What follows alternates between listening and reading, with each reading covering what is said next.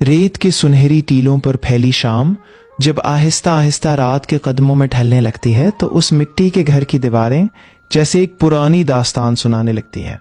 धूप की आखिरी किरणें जब सहन के कच्चे फर्श पर टूट कर बिखरती हैं तो यूं लगता है जैसे वक्त ने अपने हाथों से यादों का चिराग जला दिया। ये घर कभी खामोश नहीं था। यहाँ सुबह कहकहों से शुरू होती थी और रातें दुआओं पर खत्म होती थी। इसी सहन के बीचों बीच वो कुनवा है जिसके गिर्द कभी बच्चों की हंसी गूंजती थी। वही कुनवा जिसके पानी में कभी उम्मीदों का अक्स दिखाई देता था। आज भी पानी वही है मगर अक्स बदल गए हैं। कुनवे के पास खड़ी वो औरत जिसके बालों में अब चांदनी उतर आई है, कभी इसी सहन में दौड़ती थी, कभी हंसते हुए पानी छलकाती थी। आज वही हाथ रस्सी खींचते खींचते कांप जाते हैं। वक्त ने उसके हाथों की लकीरों में सब्र लिख दिया है। चारपाई पर बैठा वो बूढ़ा शख्स इस घर की दीवारों से भी ज्यादा पुराना हो चुका है। उसकी आंखों में एक रास्ता बसता है, एक ऐसा रास्ता जो दरवाजे से शुरू होता है और रेत के टीलों में कहीं जाकर खो जाता है। वो हर शाम इसी रास्ते को देखता है।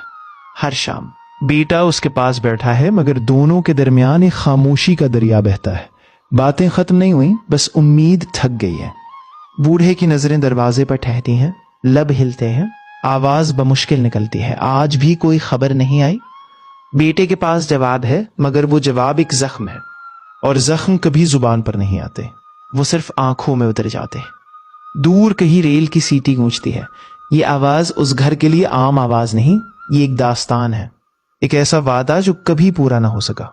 सालों पहले इसी रेल ने इस घर के चिराग को अपने साथ ले लिया था। उस दिन सहन में खुशी थी, आंखों में ख्वाब थे। माँ ने बेटे के माथे को चूमा था और कहा था, जल्दी वापस आना, ये घर तेरे बगैर अधूरा लगता है। वो मुस्कुराया था, कहा था बस कुछ दिन की बात है माँ। कुछ दिन जो सालों में बदल गए। अब हर बार जब रेल गुजरती है तो इस घर में उम्मीद का एक चिराग जलता है और रेल के गुजरने के साथ ही वो चिराग खामोशी से बुझ जाता है। बावर्ची खाने के कोने में चूल्हा जल रहा है। आग की लिपटें रोटी को नहीं, दिल को जला रही है। वो औरत जो चूल्हे के सामने बैठी है हर रोटी के साथ एक दुआ भी पकाती है। वो आसमान की तरफ देखती है, आंखों में सवाल है, लबों पर खामोशी। या अल्लाह, इंतजार की भी कोई हद होती है।